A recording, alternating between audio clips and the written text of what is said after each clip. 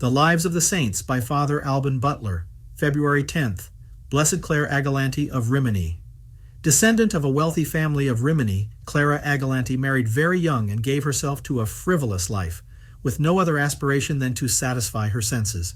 She was soon widowed, and due to the partisan struggle, she was exiled for some time.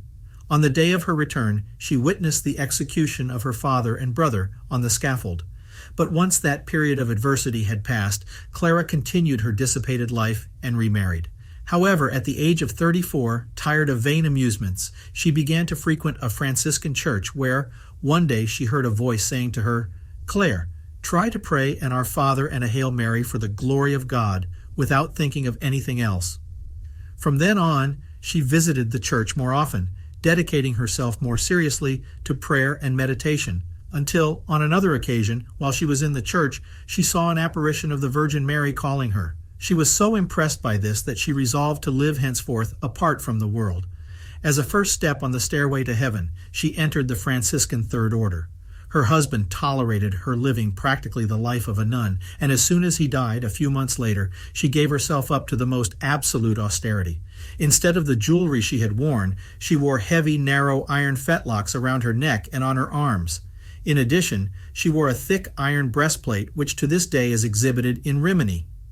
To punish her sensuality, she slept on unhewn boards, and to mortify her taste for good food, she sometimes fed herself with dried or decayed legumes that even a starving man would have refused. During Lent, she sought a hollow among the stones of the city wall, and there she remained for 40 days, exposed to all the inclemencies of the weather and fasting without respite.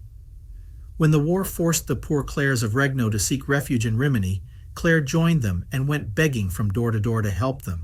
Those nuns and some other local women put themselves under her direction, and Clare, with the support of old friends, bought the piece of land in front of the wall where she had her cell, and with alms and work alone built a convent.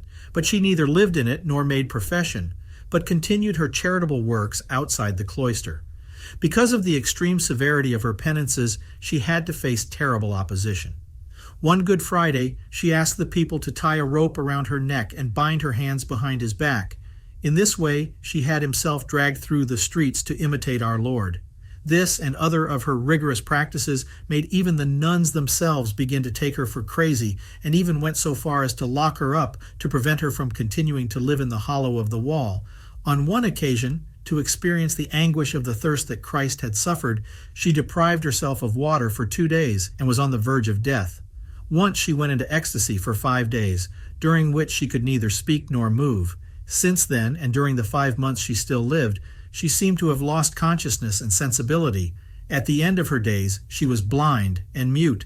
It is necessary to note that in no way are the authority and approval of the Church connected with the extravagances we have just read in this account of Blessed Clare of Rimini. It is very unlikely that if such a cause were presented today to the Congregation of Rites, it would pass the tests required for beatification. Clare is considered blessed because from the date of her death she was venerated in Rimini, and, as her cult was later proven, it was sanctioned and permitted by a decree of Pius VI in 1784. We must also keep in mind that just as the life of St. Simon the Stylite at his pillar and that of many of his imitators must have greatly impressed his contemporaries, from the emperor on down, the extraordinary existence of Blessed Clare surely impressed her fellow citizens, even if for the most devout Catholics of today, such an ostentation of fanaticism seems like madness.